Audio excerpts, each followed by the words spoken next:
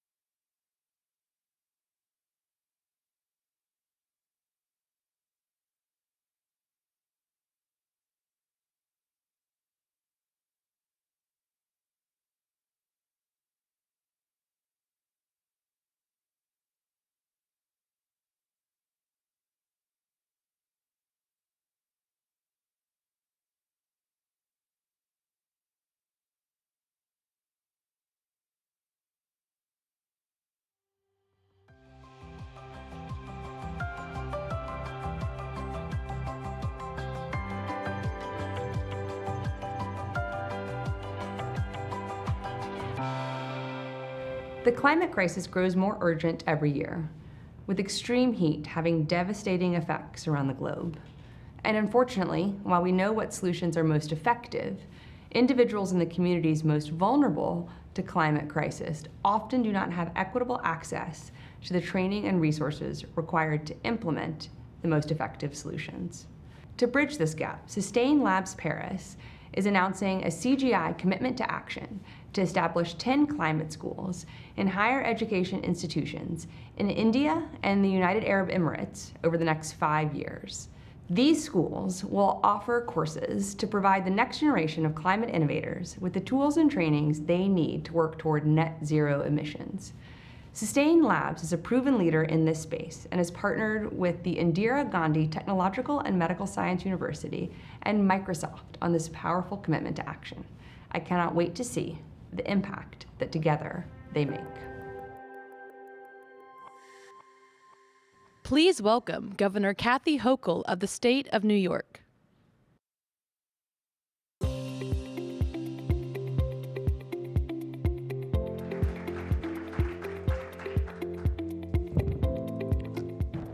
Good morning. A frequently quoted line from Dr. Martin Luther King is, "The arc of the moral universe is long, but it bends toward justice." We've all heard that. But bending toward justice is not always predetermined. It's not inevitable. Sometimes it takes some good people to make sure that happens. And time again, there's been dark forces that are trying to push it in the other direction, who don't have the same values that we believe describe what should be happening with this arc of justice. So for years, we've been experiencing this underground sense that there is this hatred and people whose hearts are filled with bigotry and trying to exclude others because they don't understand them and they're just a little different. And for a long time, it stayed, it was here, but it was a little bit under the surface. But what we're experiencing today is the coming out of those forces in a way that is just so reprehensible. But as I said, we have a lot of good people on our side, the ones that are going to keep pulling that arc of justice, the moral arc of the universe, in the right direction. That's what the Clinton Global Initiative is all about. And I thank Chelsea Clinton for her role, extraordinary role in this, continuing the legacy of President Clinton, Secretary Clinton. My God, what would this country be without leaders like that? Still today, gathering us, bringing us together, pushing us to find answers and not accept the status quo or that arc is going to continue on its own. I don't want to say in the right direction, the left direction, which is the proper one. So by spotlighting this issue this morning, it is calling this out, because everyone wants to see what's on the agenda for CGI, what are the topics that are going to be the hot topics. When you put the challenges faced by the LGBTQ community on the docket, it's a statement. It's also a statement that we've gathered the kind of people here and those watching that have the power to help affect change. We're not here to have a nice policy discussion about how are things going. We're talking about change. Change is not words. It's taking steps. That's what I want to talk about here today. When we think about all this, what's going on, it's a well-funded, coordinated effort to destroy the rights of the LGBTQ community, but particularly, and this as a mom is really hard, the attacks on our kids, our trans kids particularly. My God, don't you have anything else to do? You're picking on children? Picking on young people who are struggling internally themselves, trying to find themselves. Who am I? And yet the bigots and the far-right extremists are hell-bent on keeping this up because they think it scores political points. They don't care who the collateral damage is. We don't care if we hurt you. We don't care that our hate speech is pushing you to consider suicide. We don't really care about that. But we think this is going to play well in the red states and help their political ambitions. How pathetic is that? How pathetic is that?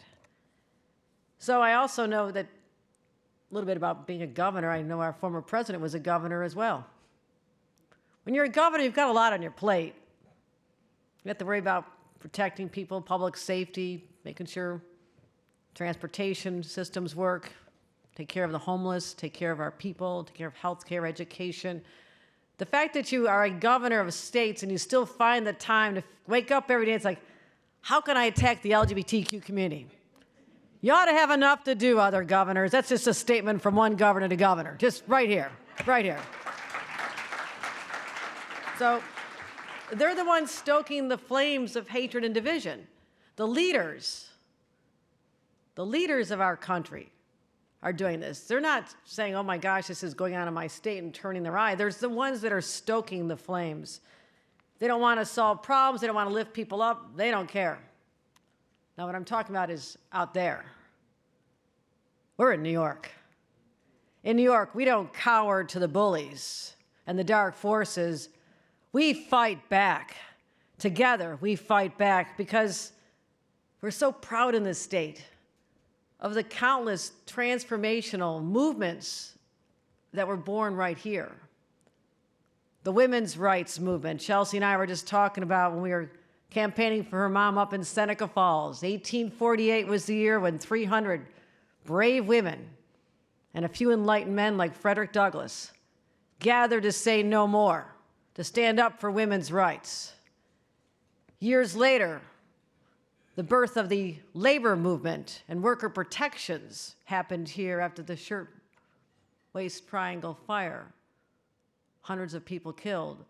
So the women's rights movement, the labor movement, protecting workers' rights, the environmental justice movement started right here. And the NAACP started here. If you're keeping score, I'm keeping a lot of score. Hey, I'm claiming civil rights too. But we're so proud that 54 years ago, some really courageous people stood up and said, we're sick and tired.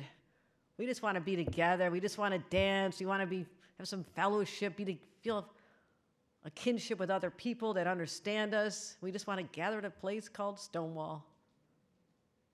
And the battle raged, went on for days, and finally, those didn't know it at the time, and some are still with us today. They didn't know it then. But that was the seed that was planted for a movement that we know here in New York. We have a special, special responsibility to make sure that the flames that started that day grow even higher. And that's what we have to do.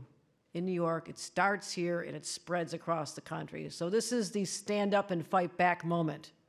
This is it. And I want to talk about how government actually has a role to play. Now we're talking about the role of responsibility of businesses, and we'll talk about that. And I want to talk about, Sarah Kate Ellis and I were just talking about what companies can do. And she is so right. But we are very focused on our trans, non-binary, and gender-forming communities because, number one, they're the most vulnerable. They're most likely to be unsheltered, most likely to need health care, most likely, as I said, to attempt suicide. 50% of LGBTQ youth considered suicide. Imagine that. Half of all the kids We're thinking seriously that I'm better off dead than alive because it's so hard to be alive. That hurts. They're also most likely to be physically attacked.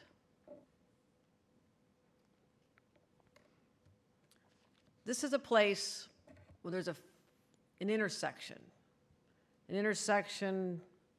where people that are marginalized come together in one, and it also multiplies then. People that are vulnerable already, and because they're living their true self, are exposed. But what can government actually do? First of all, the issue of the day, the topic of the hour out in all the other states, is how to stop people from getting their gender-affirming care. Oh, let's not let that happen. That's going to be the fall of civilization, right? We made New York a safe haven. You come here. We'll protect you. We'll make sure that there are no prosecutions. No one gets sent back to your state. We'll protect the doctors, the providers, the supporters, the family, and the individuals seeking this care. We said if you come here, other states won't be able to touch you. That's the definition of a safe haven right here in the state of New York. We also have a lot of LGBTQ youth. They don't get health care. They don't have homes. We changed our human rights law to include gender identity and expression, making it illegal for employers, banks, creditors, and landlords to discriminate against them. We also want to make investments. You know, for every $100 given to an LGBTQ organization, statistics show that 4 cents go to trans organizations. We can fix that. We can help out there. So my first budget, I've been governor just a couple of years now, we doubled the amount of money going toward these organizations and making sure that we have more money toward this than any administration in history. We also set aside funding specifically for the trans community, the Arena Borjas Transgender Wellness and Equity Fund. That's to help particularly these communities, but very much so in the youth suicide prevention space. And I've met with these kids so many times. I'm not just the first female governor of New York, I'm the first mom. So I feel these things deeply. I'm also a grandma too. So when I go to these places, I go to the Allie Fortney Center, go to the B. Arthur residences and sit with kids and hold their hands and just tell them they're going to be okay. And I see in their eyes this sense of being lost and a little hopeless. I feel compelled to act. Let them know they matter to us, they're important, they've got a great future, there'll be a place for them. It's got to give people hope sometimes. I've gone to the Harvey Milk School, sat with kids there, sat in round tables, talked about them, especially around the time of the pandemic, because they were so disconnected from their normal support system. They were so alone. And a lot of them just took a deep dive emotionally. And so we want to make sure that we have resources for them, because if you give them that sense of you're going to be okay, we start turning the corner. So we put more money into those programs as well, especially to help with suicide prevention programs. Then I go from the kids, then I think about our seniors. Now, people like my Uncle Kevin served proudly in Vietnam, came back, came out in the 1960s, tough time. But Uncle Kevin wasn't allowed to marry. Uncle Kevin didn't have any children. In the normal progression of life, people take care of their parents as they get older, right? I mean, how many of us are helping out with our parents? Who's going to help these individuals who weren't able to have a family? So we focus on senior housing. And I've been really proud that we've been able to allocate money for senior housing, especially gender-affirming housing, bringing a place where they can count on people who are understanding of what they've been through. And so we're investing in those. I went to the Stonewall House is the nation's first and largest LGBTQ and senior housing development. And it makes people feel so accepted, so welcomed, so understood. And that's what matters. Also, let's just get rid of all the policies that are in government that don't allow people to identify the way they choose. I was a county clerk a long time ago, about 15, 17 years ago. These were not popular topics back then. And I'm not even talking New York City, I'm talking upstate New York. those who know the politics of our state. Interesting.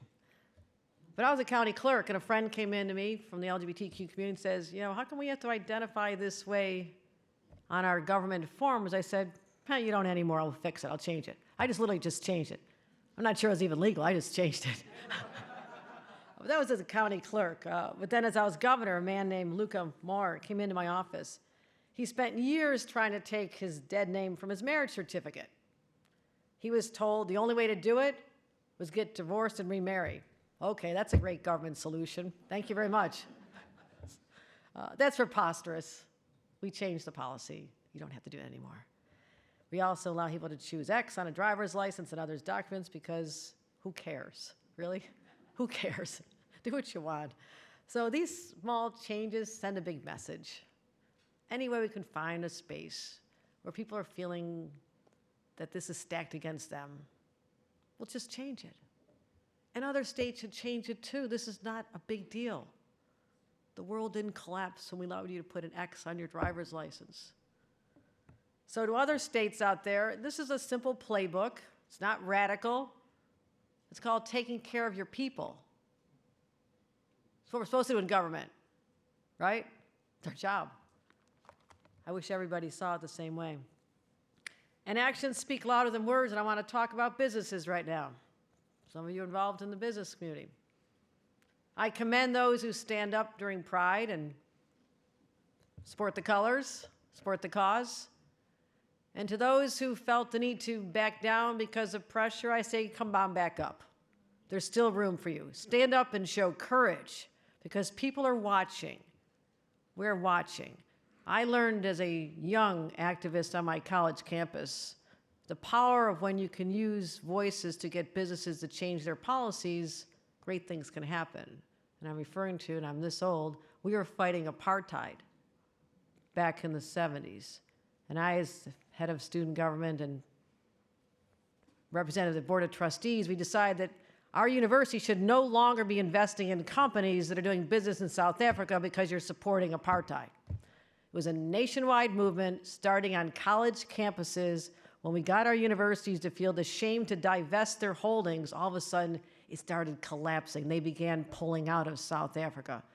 That's how a few committed people, activists, can make a difference. That's what I'm calling on our business community to do right now. Stand up the way they did back then. You don't understand the power that you have. It's extraordinary. Just imagine, you get government, enlightened governments like here in New York, others follow. You get enlightened businesses doing the right thing, others follow. All of a sudden, they add up the fact that there's so many more of us, the good people trying to do the right thing, compared to the haters. And maybe someday we start driving the haters back underground where they belong. Until they have a change of heart, then you can come back up. But until that day, just keep it yourself.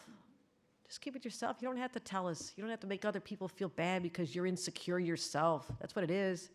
You're threatened. You're basically threatened. We can change that because we have no choice. We have to change that. Another child should not be born in the world who faces the kind of discrimination that members of our community receive today. It's just not right. So let's keep it going. These are not all the answers, but you're here. Committed people who belong to this extraordinary enterprise, the Clinton Global Initiative. It's a global problem, but it starts right in people's hearts. We start changing people's hearts. We start changing policies. We start changing people's attitudes. We start changing government leaders who don't get it. And that's how we change the globe. That's how we make an impact. And that's what this is all about. So to all those who feel under siege, under attack, there are a lot. I can't tell you how many times I have to help lift up the Jewish community because of anti-Semitism and the Asian community because of hate crimes and the black and brown communities that are feeling so under siege and discriminated against still to this day, and the LGBTQ community. There are so many people on our side. That's what scares over here. Let's bring it all together. Let's envision a world, a better nation. We actually can accept each other, not be threatened, tolerance. And that's what we're trying to teach in our schools right here in New York. Acceptance of others starts in one individual, and it can blossom outward. That is my expectation for New York. That is my expectation for this great country. And again, I thank the Clinton family for their unwavering commitment to making sure the moral arc of the universe bends in the right direction, and it starts in rooms like this. Thank you, everyone.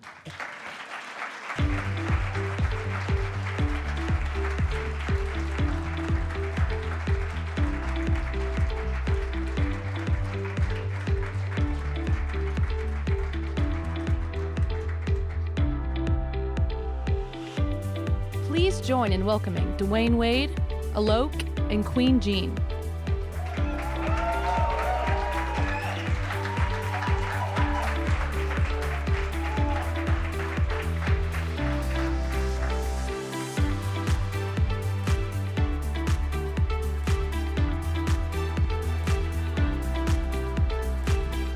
Amen. Good morning. How y'all doing?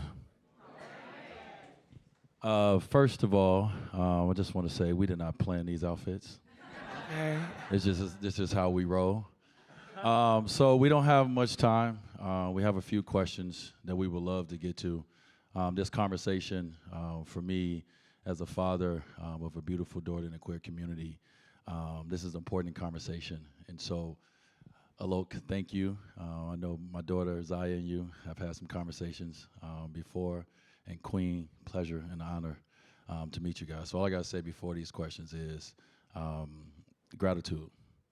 Thankful for you guys and just the gratitude that I have for you guys standing up and living life and using your voices and your platform and everything to speak out and speak up. So gratitude. Thank y'all. Thank you. Yes, thank you. All right, so these questions. Alok, I'm coming to you first. And it's unfortunate we got to start it off with why. I hate that I hate saying why. But why are the LGBTQ plus people, mainly trans and gender nonconforming people, being attacked and scapegoated so heavily right now? And why should the broader cisgender straight community care? They keep telling lies about us to distract from truths about themselves. This actually has nothing to do with us. It's never actually been about us. James Baldwin said that people invent categories to feel safe. And what they did is they called us other so that they could pretend like they were normal. And they could never actually accept that they were more complex, more expansive, more celestial than any category could contain in them. So when they see us as trans and gender nonconforming people have the audacity to be free, to actually live the lives that they thought and still think are impossible, lives that are curated and cultivated around joy and possibility and expansion, they perceive us as a threat and not an invitation to another way to be. So what's necessary, I think, going forward is to move the onus away from my body towards their psyche, to actually ask why homophobia and transphobia is because that prevents you from actually doing the self-work, the shadow work of self-acceptance. So it's actually because of our power. And I know that it's not a narrative that we might hear often, but it's because trans people are so powerful that we're maybe even beautiful. Amen. Ashe.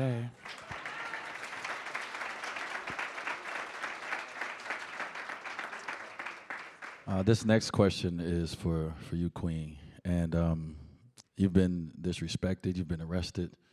And so I think this question is perfect because what does allyship mean to you, and what can people, even allies, do to identify and address their own biases towards our community? Thank you for this question. It really resonates with me. And to be honest, I feel like we could actually dedicate this entire initiative just to that question, because it is so deeply permeated in every part of our culture and every part of our communities.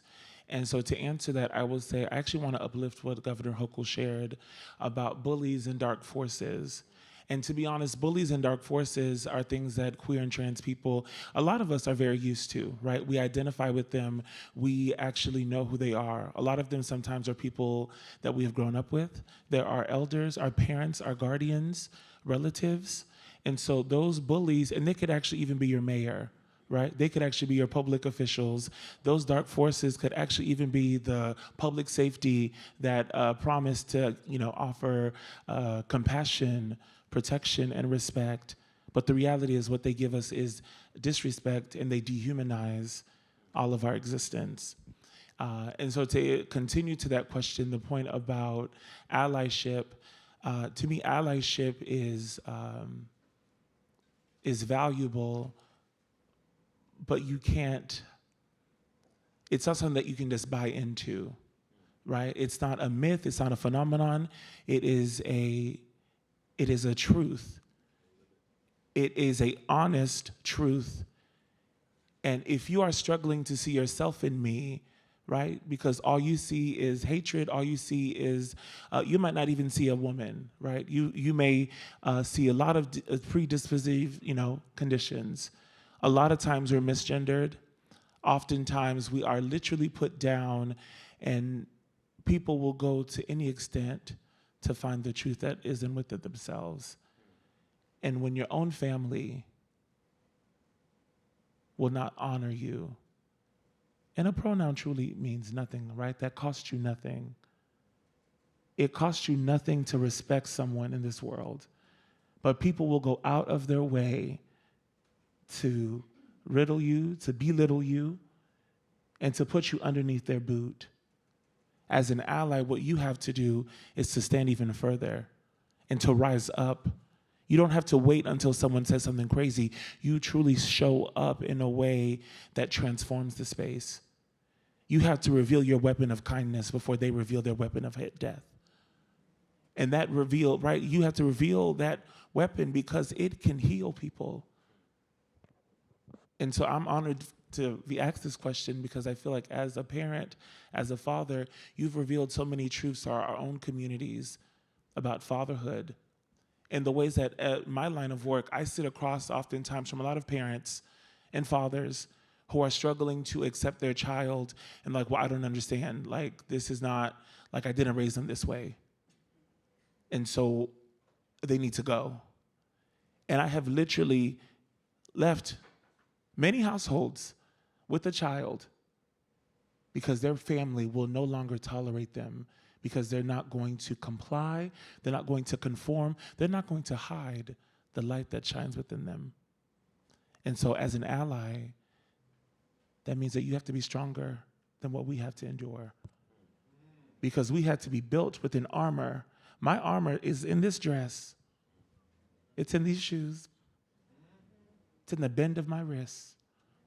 But it is seen as weakness in someone else's eyes. So for me, an ally means that you're not only willing, but you are deeply, deeply invested that I survive, that we all survive. We don't need more leader. Allyship is important, but we need co-conspirators, right? I mean, so many people will perform allyship. They will even broadcast and promote all of these symbols of solidarity. But where are the pride flags now? We're still black and trans. We're still queer. We still need your support. A mother in California was unfortunately killed because she displayed that symbol of solidarity in her store. There have been many trans and black people killed by people who might have called themselves allies. And so to me, I feel that we have to reveal what it is that is deeply embedded, and that's hate, prejudice, bias. Thank you. Thank you for that answer. That mother was a part of our Los Angeles community, daughters who were to school together. So something that we've dealt with in LA with that. Something that's important, I know, Alok, for you as an artist, how can we each contribute to shifting the narrative for the LGBT plus people, and what roles does art have in changing culture? Thinking is the most flimsy function of the brain. Actually, most people make decisions from what's called the downstairs brain, or the amygdala, Other words for it are the primitive or reptilian brain, where fear and anger live. Isn't it interesting that we call the most human part of the brain reptilian and primitive? Actually, the most human thing is emotion, and yet the political performance art makes us think that people are making rational decisions, that prejudice is rational. It's not. People have deep emotion that they then subsequently decorate with big words to justify small feelings. So as an artist, my job is to reach people at a more deep and truthful level, which is emotion, and to actually say that there is nothing rational or logical about homophobia and transphobia. It's there because you hate yourself, and I'm just caught in the crossfire of your internal war. So as an artist, my job is to actually think deeper. Right now, there's a lot of focus on legislation, but I want to remind people that even before, after, and during the laws, the hatred will still be there. And we keep on thinking that if we just get seen, if we just get recognized, that will change. What will actually change people is when people see themselves in us, is the end of separation. So my 10-year plan is not just trans rights, it's the end of loneliness. My 10-year plan is not just trans acceptance, it's the end of a culture where you can exist watching people like me and people like me and Queen getting attacked and thinking, oh, that's not gonna hit me. It's the naivety of thinking that you're safe from an impending fascism that is templating itself first on us and teaching people that if you assert your dignity and your beauty, you will be persecuted, punished, and exiled from the imagination of what this country is. So we've got to have deeper stakes. So when people ask me, you know, what do we need going forward, I say we need artists. I say we need to be funding artists to actually reach people at a deeper and more honest level. Thank you. Yes. You know, I was also going to respond to that and say, you know, Nina Simone often tells us that it's the role and the duty of an artist to reflect the times. And in this moment, there's so much uncertainty, but ongoing chaos. And as the artists, we ourselves are living in that chaos. We're survivors of chaos. And so even just, you know, having the visibility doesn't offer you protection. It actually offers you a great big target. And so when you do speak your truth, when you are unapologetically genderless, proud, resilient even, right? There is an entire world of people, of media, who will not receive it in an affirming way. Their often reaction, right, is to see the evil in it. And they demonize it. And so as an artist, we not only have to reflect the times, but we have to combat the demonization that what you're saying, that what you have had to go through is just as valuable and has just as much valor as your neighbor or your counterpart, your constituent. And so I just wanted to share that as well about the role of the artist. No, thank you. Thank you. Queen, I want to get to this question. I know it's very important. Mutual aid. Mutual aid is a powerful tool for the LGBTQ plus advocacy. When is it most effective? And how have you mobilized mutual aid in your communities? Mutual aid is my mission statement, to be honest with you. I fully believe and I exercise and practice daily this concept of fellowship and radical hospitality. I started Black Trans Liberation this summer of 2020 with the unfortunate murder of George Floyd. But then 2 days later, Tony McDade, a Black trans man, was also murdered in Tallahassee, Florida. But the community was quite silent around the advocacy for his death and the true justice that Tony also deserved. And so for me, I realized pretty quickly on the front lines that our community, what we needed most initially was food, housing, resources, mental health resources.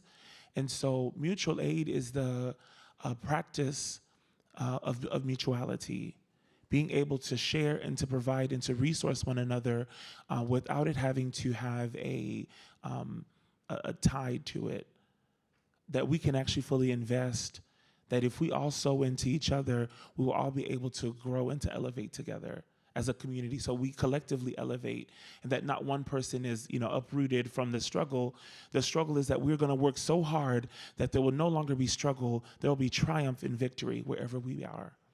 And so for me, I feel that mutual aid is something that I've deeply committed myself to, and that we provide food and shelter and a safe place for trans and queer gender nonconforming people to exist.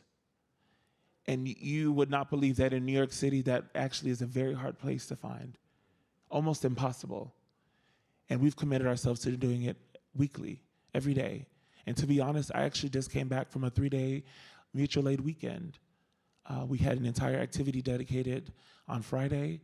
We had a trans takeover at Reese Beach, where we celebrated Pride on the beach. And that is something that is actually it's an American tradition to go to the beach. But as a trans person, it is actually a very haunting experience. So to be able to be there with your family, to have your cookout, to have your hot dog, and to play volleyball and soccer and not feel that you're going to be demonized for it is uplifting. And last night I drove back from upstate, where we have a farm where we not only provide and create food, but we have a sovereignty program.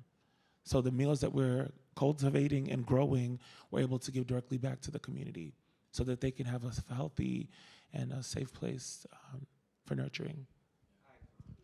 Yes. So I would say last question, and this is to both of you guys, and it's kind of right off the rear of safe spaces. I have a lot of people who come up to me and just ask me as a father of Zaya, questions as in, where do you start? I think a lot of us have a hard time starting conversations, asking questions. And so my question to you guys would be for kids out there, for families, for parents, for anyone. Where do they start when it comes to the conversation of the queer community? A lot of people don't know how to enter that conversation, don't know how to have it, and not even around their kids or their family member being in the community. Just how do you even start the conversation to educate about our community? We have to go internal before we go external. Yeah. Yes. And you have to get curious about all the parts of yourself you thought you were certain in. What's disingenuous is when you think that, it's those gender nonconforming people over there. How have you disobeyed the laws of gender in your own life? How have gender norms not actually allowed you to live the fullest and freest version of yourself? What lingering grief do you have in you that someone saw you first as a man or woman and not as you, your name, your distinct personality? Become intimate with that pain so that you don't project it out on us. And what's missing right now is that people think that this is charitable work, that you're doing this in support of us. But I think the most controversial pronoun in this country is we, it's not they. And to actually be committed to we is to say, I'm doing this for all of us. And what I think is missing right now is that people only instigate the conversations about LGBTQ people when we're there in the room, have them when we're not there, and say, I'm part of that community, a community of people defined by our curiosity and our wonder. Thank you, Alok. You give such profound offerings so freely. Thank you. I'll be honest, this question is, I guess it really resonates with me because I remember being a young kid, a young queer kid, and my father was deeply invested in me, like, doing football. And I was like, okay, Dad. And we had many conversations. We would go to the Foot Locker trying to get me cleats. Boo, look, I really want these little jelly sandals. You're like, there was so many things. I was like, no, please.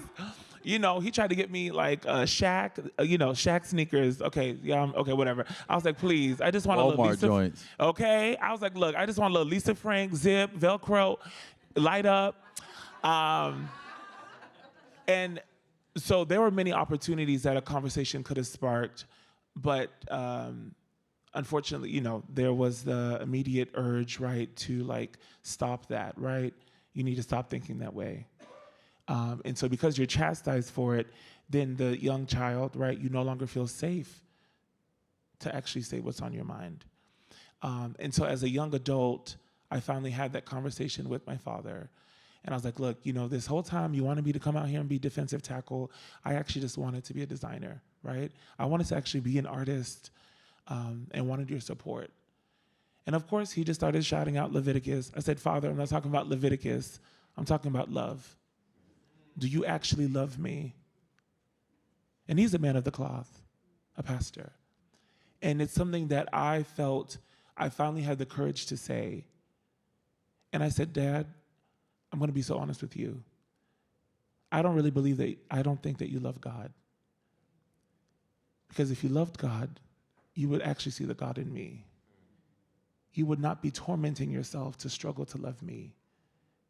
You would not feel so much animosity and so much rage every time one of your colleagues or someone, one of your coworkers says something about me, what they perceived of me, my femininity, my weakness. I wish that my father was so proud to have supported me.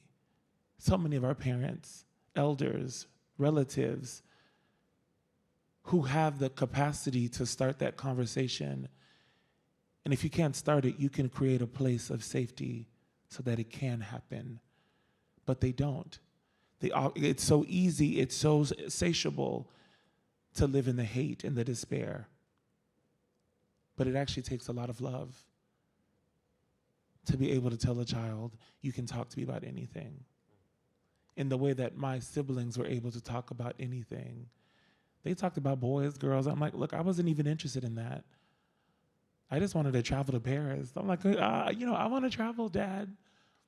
I wish I could have shared that with him. I wish I could have shared my dreams with my family. But I had to wait to find my own chosen family where they could not only value me, but they could actually sow a seed into my dreams. And that's why I'm here today. I'm here as a proud, Black, resilient trans woman, as a survivor, because I had to find my own tribe. And my family didn't have the capacity to build that. Thank you. Thank you. Well, love wins. Thank you, guys. Obviously it's important to have this conversation and in this intimate room. So we thank the CGI family for that, and love wins. And so taking action together is the initiative and the motto. And that's what we should do, continue to take action together. Thank you, guys. Thank you so much. Thank you. Thank you both. Appreciate you.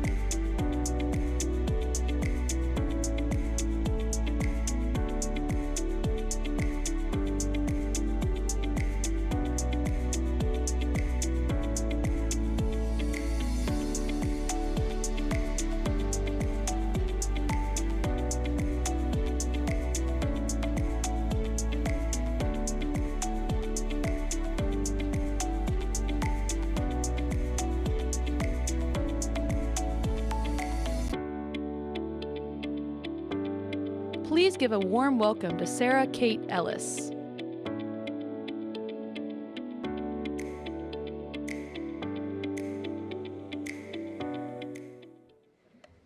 Hi, everyone. Thank you for sticking it out with us. I know we're running a little bit over. I'm Sarah Kate Ellis. I'm the president and CEO of GLAD, which is an LGBTQ civil rights organization that functions both here in the United States and globally. I'm truly thankful to CGI for hosting this session. My team at GLAD works with hundreds of corporates, over 300 actually, and we are currently inundated with questions from them about how and if they should publicly support LGBTQ issues. And the only right answer to that is yes, absolutely. We all saw headlines during Pride about 2 brands that caved to hate. But I want to remind everyone, hundreds of brands did not. In fact, GLAD research shows that over 70% of Americans, non-LGBTQ Americans, want to see brands support our community. With the next generation of consumers and employees, more LGBTQ than ever before, this will only grow. LGBTQ leaders need to work with corporate leaders here and abroad to cement inclusion. And we heard the governor talk about how critical that relationship is. Our esteemed panel is here to tell us about that.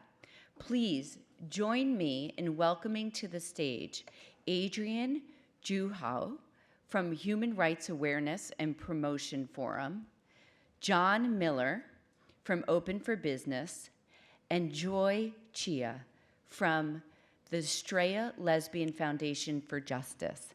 Thank you for joining us. So we are a little time sensitive right now. I know the Pope is speaking shortly and everybody wants to see what he has to say. And I'm gonna launch right into this. We'll start with you, Adrian, first. Is that okay? What can we do to urge our governments to do more to protect the rights of LGBTQ plus people and reverse harmful or hateful legislation?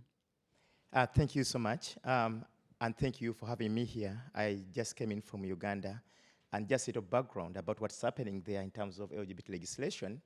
The law, the Administrative Act, has been enforced for the past 3 months.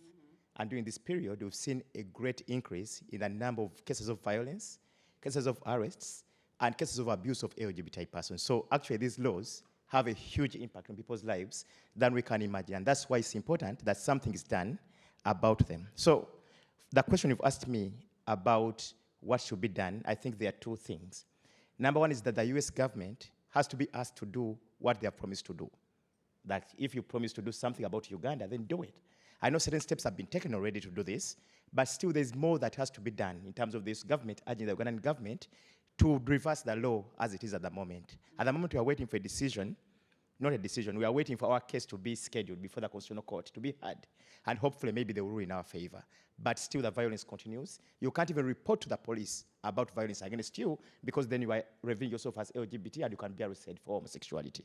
Number 2, and the final thing I want to say about that is that the US government can do, I think they have the power to stop US evangelicals from spreading hate in Africa and in Uganda. Why don't they do it? Thank you for that. You know, to build on that, Joy, I think, how do you partner effectively with government and with private sector businesses and institutions to get funding for LGBTQ plus causes? Because we can all agree, we are so severely underfunded as a movement and as people. How do we fix this so that we can do these things and stop this hate from being exported? Thanks very much. It's really a pleasure to be here. And I think that the question really starts from a fundamental agreement to see and value all of us as human beings. I think that's the first piece. And the recognition that when we have laws and policies that are seeking to control our bodies and our conduct, that it affects not just LGBT people, but everybody else. So I think that effective partnership really first starts with that recognition. The second, to recognize that who gets counted counts. Like, think of us at the beginning of a policy. Think of us at the beginning of funding. We are not an add-on. We are central to the world and central to the communities that we live in. And I think that will actually open up real questions about what funding looks like. And then the last thing is to stop thinking about funding as a zero-sum game, right? You know, we talk a lot about how X percent of X percent of X percent of funding goes out. And I think that really we're looking at the wrong thing. It's the wrong pie. Like, I am sick of looking and begging for crumbs under the table. Like, what I'm really thinking about is, like, we should be building a completely different pie so that none of us have to be looking for crumbs, and we can actually be sharing in mutuality of all the things and the riches that we have. I think that was really interesting that you talked about. Basically, I think what you said is, by investing us, you're investing in democracy at the core. And so think about it not just as a, underrepresented or marginalized community. Think about it investing in the state of democracy, not just here in the United States, but globally as well. And the state of people, like of all humans. Yes. Yeah, Exactly. John, what would you say to companies or brands who are worried about backlash from promoting LGBTQ plus support? I mean, I can't walk in a room without a conversation about this today, so I imagine that's all you're dealing with all day. 100%. I mean, it's a huge and really important question for us right now. I mean, as you know, Open for Business, it's a coalition of global companies working to advance equality for LGBTQ plus people in countries where that's really challenging. So, I mean, we work with Adrian and his colleagues in Uganda, in East Africa, programs in Eastern Europe, in the Caribbean, in Southeast Asia. And these are big global companies, and of course they're incredibly sensitive to the politicization of these issues. But I think the simple answer to the question is, the word backlash, right? Just hold on to that word. See it for what it is. This is a backlash, right? And I think what businesses, when they take a deep breath and look at this, they can see quite clearly that there is an overwhelmingly clear, global, sustained trend towards equality globally, right? And there may be a lot of noise and a lot of viciousness in the political debate right now, but the stats that came out recently around, there was a big global survey showing that up to 9% of people around the world identify with the LGBTQ+. Here in the US, 21% of Gen Z people identify as LGBTQ+. If you look at opinion poll data around the world, even in some of the really challenging countries, younger adults are much more likely to be supportive of LGBTQ+ equality. Some of our own coalition partners, like the likes of IBM, Meta, HSBC, big global companies, their own data shows that 1 in 10 of their own workforce identify as LGBTQ+, right? So this isn't going anywhere, actually. This is a strong push towards equality globally. And so our advice, when companies are going, what should we do? And we've seen companies, wobbling around this. But as you say, most companies are holding firm. And the reason is they know it's the future, actually. So keep calm, carry on, is basically what we're saying. That's great advice. Are they taking it? It's early days. I think what's shifted is that nobody's arguing whether companies need to be supporting LGBTQ+, right? The conversations we're having is, how can we make sure that our commitment to this is on firm foundations and that we can keep our balance? Yeah, and I think one of the things that I've heard a lot about, too, in this space is the violence. They've never seen the threat of violence that they've seen, or that we've seen now, against companies and corporations. It used to be boycotts, but now people are using, machine guns to blow up their product, or saying that they're going to show up in retail spaces and threaten their employees. What advice are you giving them now that it's got this feel of violence around it that we haven't necessarily seen in the past? Well, of course, if you're having this conversation and you're in, Hungary or Georgia or Uganda, your first duty is to make sure that you're not putting your own employees in danger in any way, and that the communities that you're working with, you're not causing any harm by unintended consequences of what you're doing and saying. So it needs careful, slow thought, actually. But our advice really is just root down into the commercial drivers behind this, to the economic drivers behind this, and to the values of your company. Right? If you stay rooted in that, actually, then you can keep your balance over the longer term. Yeah, that's great advice. So, Adrian, back to you. You touched on this a little bit, but I'd like to go a little bit deeper into this because there is an export of hate happening in the United States.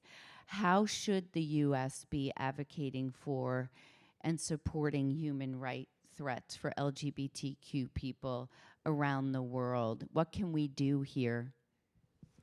Thank you very much for that question. Maybe a little bit on Johnny's comment about companies and their need to protect themselves, their employees back in the countries. Sometimes they overdo it, John. They overprotect themselves and their employees in the countries that you hear almost nothing coming out of those companies. Why I'm saying this is because myself and my colleagues back home cannot speak out because we are Ugandans, so in that country you can get arrested. You know, if I did this, what I'm doing right now in Uganda, I could be in jail for it. That means that we have to rely on other people to be able to speak out for us. And companies play an important role in this. So, again, more push on such areas. About what the US could be doing at the moment, for me, I think some partners have been left behind in this struggle. For example, people at the EU. The EU has taken a particular position these days on the LGBTI law in Uganda, which is they're not going to do anything about it. Essentially, they're not going to cut aid or in other ways threaten the government because that will be affecting LGBTI persons. I think the US should take lead and engage such partners and tell them, you know what, if we don't do anything, then nothing is going to happen. The violence is going to continue. There has been a 329% increase in violence in the past 3 months compared to the 3 months last year, same time. So this is real life and things are happening to people. And then number two, and I think last on that point, the US should engage our governments in a more respectful way. I think it's much more these days. Like sometimes they use this to say the US is not respecting us and therefore they are against us, and people buy into this. So if you do it much more respectfully, that makes a lot of sense. And also, most importantly, I think they should call out the governments for all violations, including LGBT violations. Sometimes it's like just LGBT, and that puts LGBT people on the spot. And also they use that scapegoats. Thank you. Thank you. And just curiously, you work with our LGBTQ envoy, right, Jessica Stern, who's really amazing and helpful. And I think, how can we as organizations here in the United States support her and the work that she's doing to help you all? Well, I think she's doing a good job. And there's a time when I was last here, I told her to come to Uganda. She was like, oh, I will come, but of course, I know how it is and how it will be perceived. But for me, I think what's important is keep pushing the different actors in the US government to do what they ought to do, and that's very critical. Her office and also other actors, especially the White House, I guess, in this case, to do what they ought to do. Gotcha. Thank you. Joy, back to the funding part of this, because it's critical. I mean, who gets money gets air, it's just about who gets counted, right? It matters. How can we increase access to capital for LGBTQ plus activists? Thanks. I think that one of the first responses that I have to that is to change the way that we think about risk. When we talk about capital, we often think about what is a risky investment. And I think that it is not risky to invest in communities that care for each other. It is not risky to invest in activists that are extraordinarily resilient, that have networks around the world, and that are widely supported. And I think that it's not risky for us to invest in work that brings us together. And so that's the first, I think that's the piece around accessing capital. I think the next thing is really to also imagine that what we can provide is long-term flexible funding. Like if we think about how we need resources to pivot for opportunities and also to resist when challenges comes up, I think that being able to recognize that you have a long-term plan and that you have the resources to do that is really important. So I think that those are the two pieces that I would really encourage us to think about. Accessing capital in a long-term way, think about it as a long-term investment, and also stop seeing us as risky. I love that. I think that's right on. And John, what has been the most impactful program you've seen launched or implemented that we could actually use to replicate elsewhere so that we could build on? Well, I mean, we've certainly seen that when businesses and business leaders do speak out in some of these incredibly challenging countries, it's incredibly impactful. As Adrian says, it's not happening enough. And partly that's because we need to help business leaders find a way of speaking out. And so a program I'd give as an example is the first country program that we did was in Kenya in 2019. And we launched a report that quantified the economic cost to Kenya of LGBTQ plus discrimination. It was $1.3 billion, which was roughly the size of the country's entire healthcare spend, right? And so this changes the conversation almost overnight. Huge media conversation, big social media conversation in Kenya. What kind of society do we want to be if we want to grow a tech cluster in Nairobi, if we want to raise levels of entrepreneurialism in Kenya, if we want a more dynamic, globally connected economy, we want more foreign direct investment, we want to stop the brain drain. We found that half of all Kenyan graduates were leaving Kenya within 2 years of graduating, right? And so this is really a conversation about who are you as a country? What kind of society are you? And like politicians will tell you, that they want to tackle poverty in their country. They want to create meaningful livelihoods for their people. They want to raise levels of education outcomes, healthcare outcomes. The data shows that all of these things are correlated to becoming a more open, inclusive society, and LGBTQ plus equality is right on the forefront of that. And when you put those messages out there, it really does change the conversation, and it marginalizes the voices. Because we get people going like, oh, we'd rather be poor than gay. But in the mainstream conversation, that starts to seem like a little bit of a marginal extremist position. Right? That's a great point.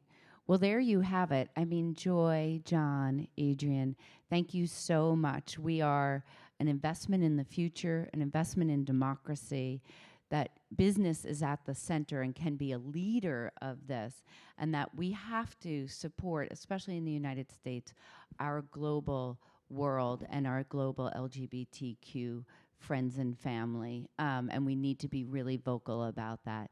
So thank you, CGI, for having us today, and thank you all for participating.